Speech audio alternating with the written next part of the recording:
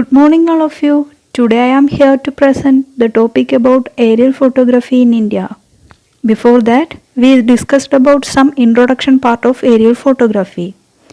As you all know, aerial photography is taking photographs from air using an aircraft or other flying objects. There we fix our camera in a particular part known as platforms. We know that different platforms are present nowadays. Some of them are unmanned aerial vehicles or UAV, kites, balloons, parachutes, drones, etc. Now, what are the advantages of aerial photography? It will provide a bird's eye view of large areas and also it will record the surface features at an instance of exposure.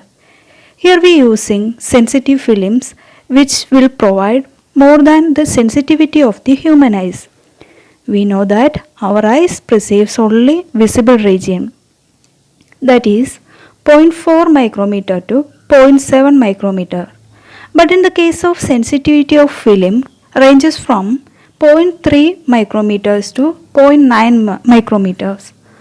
Last one is the three-dimensional perspective. Here the photographs were taken after a uniform interval so that we get stereo pair of photograph. Such a pair of photographs helps us to provide 3D view of the surface. These are the major advantages of aerial photographs. Next part is the classification of aerial photograph. On the basis of the position of camera axis, there are mainly three classes. They are vertical photographs, low oblique photographs and high oblique photographs. Based on the scale, photographs are again divided into three types. They are large scale photographs, medium scale photographs, small scale photographs. Now we are going to tell about history of aerial photography. The word aerial is originated in the early 17th century. The word derived from Latin aeros and from Greek aeros, from air. The term photography is derived from Greek word phos, which means light, and graphene, which means writing.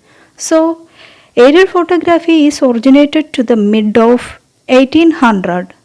That time, photographs were taken by using balloons and kites. In 1858, Gaspar Felix, or most famous person Nadar, who took the first aerial photograph from a captive balloon from an altitude of 1200 feet over Paris. In the case of India, aerial photography has been used since 1920 for aerial survey and interpretation in various fields like geology. In between 1887 and 1889, Arthur Batutte took aerial photographs using a kite and a camera. In 1908, Julius Newberner, who had used carrier pigeons in his work. Pigeons were also used by French to capture the position of the German army in the First World War. During World War I, aerial photography got major momentum of development. Air photos were taken for reconnaissance from fighter planes and pigeons. Small lightweight cameras were attached to the birds and a timer was set to take pictures every 30 seconds as it flew. Now, aerial photographs are taken from aircraft to capture series of images using a large roll of special photographic films. The basis of aerial photography is light sensitive chemicals in the film emulsion. These chemicals may react to ultraviolet, visible and near infrared portion of the spectrum from 0.3 micrometer to 0.9 micrometer wavelength. Next we are move on to drone photography or drone survey. Most modern method of capture aerial photographs is used by drones. A drone survey refers to the use of a drone or an unmanned aerial vehicle to capture aerial data with downward facing sensors such as RGB or multispectral cameras and LiDAR payloads. During a drone survey with RGB cameras, the ground is photographed several times from different angles and each image is tagged with the coordinates. Now, what are the benefits of drones in surveying? It will reduce field time and survey cost. It also provide accurate and exhaustive data, and also it is used to inaccessible areas of conducting or surveying maps. Next one is aerial photography in India. It is the major part of our presentation. Earlier slide shows that aerial photography in India goes back to 1920s, where large-scale aerial photographs of Agra city is obtained. During the time of 1923-24, Air Survey Party of the Survey of India took up aerial survey of Irrawaddy Delta forest. Subsequently, several similar surveys were carried out and advanced method of mapping from aerial photographs were used. Today, aerial photography is carried out for the entire country by the supervision of the Directorate of Air Survey, Survey of India, New Delhi. Indian Air Force, Air Survey Company Kolkata and National Remote Sensing Agency Hyderabad are the officially authorized agencies to take aerial photographs in India. Next we are move on to how to obtaining aerial photography. As per the existing policy of Government of India, all types of aerial photographs are classified documents which are secret or restricted depending upon the location and strategic importance.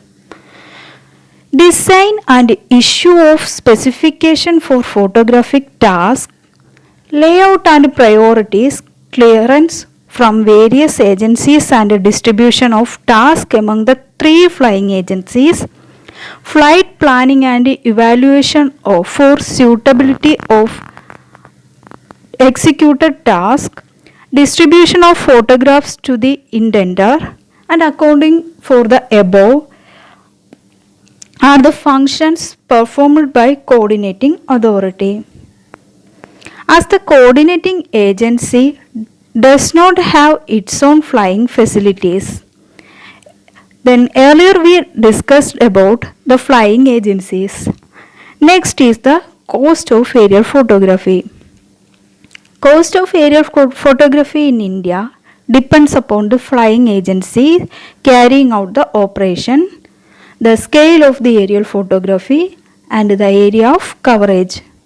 First, in the case of Air Force, the cost depends upon the number of actual flying hours and the type of aircraft used.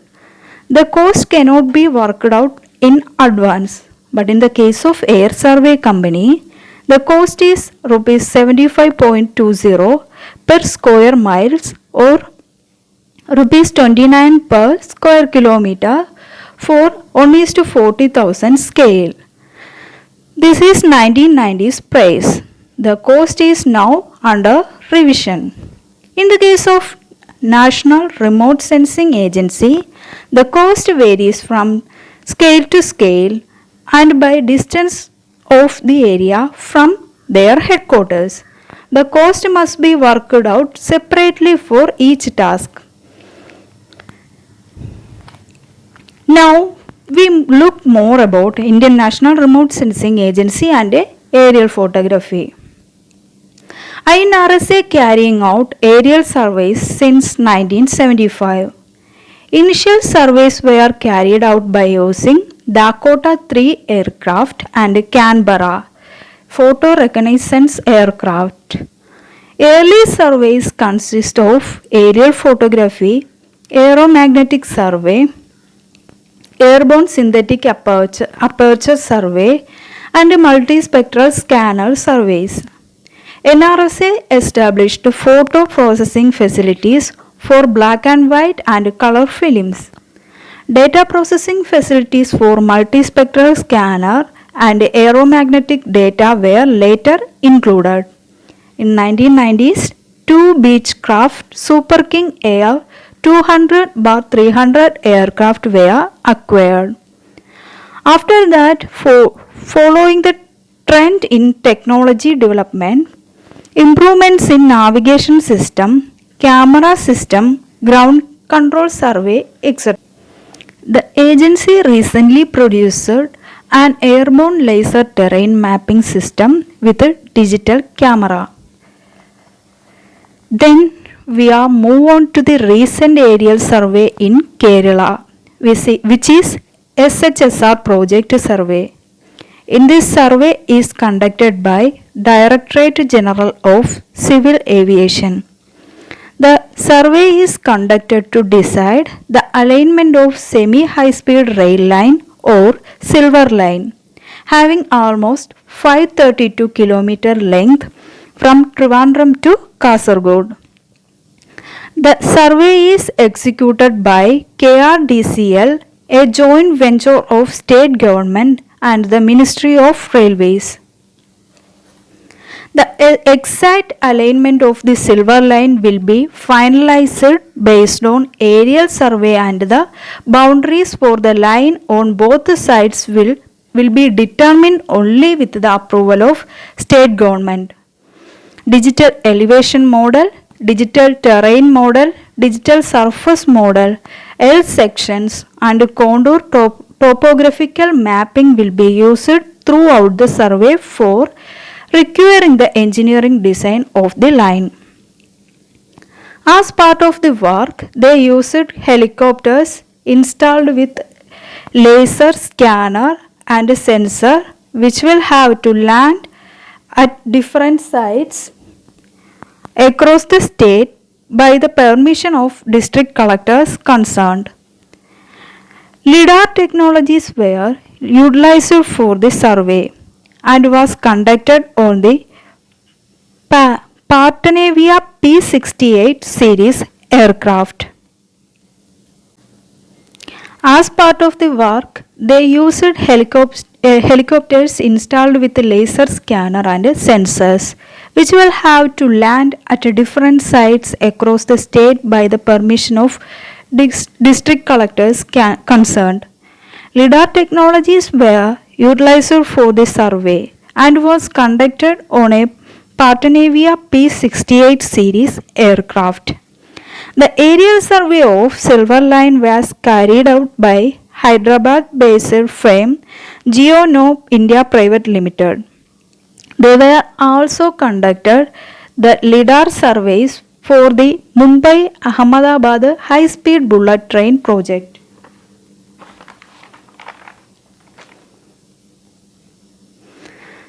Then this is the case study conducted by MC Porwal and P.S. Roy. The headline is Vegetation Type Discrimination on Landsat TM Data in Heterogeneous Forested Landscapes of Western Ghats, Accuracy Evaluation from Large-Scale Aerial Photo Maps. Aims is to study with the mapping of vegetation type on Landsat thematic mapper and evolution of mapping accuracy through systematic sampling design.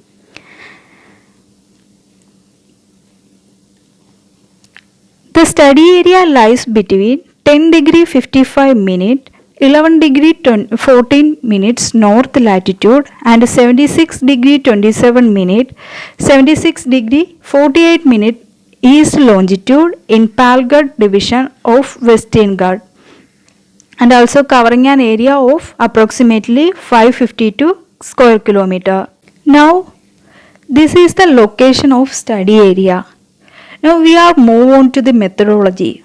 First they were interpret the image. For that they used Landsat thematic mapper false color composite bands 3, 2 and 4 of March 1985 on 1:250,000 scale.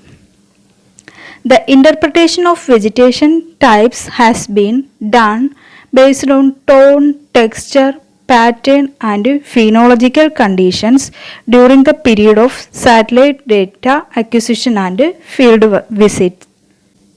These are the two tables. First one is vegetation classification using Landsat thematic mapper false color composite, and the second one is the forest and land cover mapping using black and white aerial photographs. These two tables shows almost similar results. Now we are move on to the map of vegetation types of Attappady region. Now we are move on to the map of vegetation type of Attappady region. Legend will shows that the type of vegetation most common in that region, it is Landsat thematic mapper data. This is the aerial photo map showing forest cover type and land cover classes of study area. Next one is result and discussion. Aerial photo maps showing forest cover types and land cover classes, which is obtained by interpretation of aerial photographs. On Landsat thematic mapper false color composite, 10 vegetation types and land cover classes were identified. 16 classes obtained on aerial photographs were aggregated into 10 classes which are discernible on Landsat thematic mapper false color composite. While comparing the aerial estimate obtained from reference map and map prepared by using satellite data, is apparent that evergreen forests are almost same in both the case. These are the two pie charts of land cover types. First one is drawn by using aerial photo map data and the second one is obtained from satellite data map. While comparing these two charts, except in the case of blanks, scrubs, agriculture, all other types are almost similar. This is the table which will shows that combined aerial information between aerial photographs and satellite data of the study area. Here only evergreen forest area is almost similar in both aerial photographs and satellite data. This is the bar diagram showing comparison of aerial estimate, aerial photo and satellite data map, which is also same as pie diagrams. These are all about my topic. These are the references. Thank you all.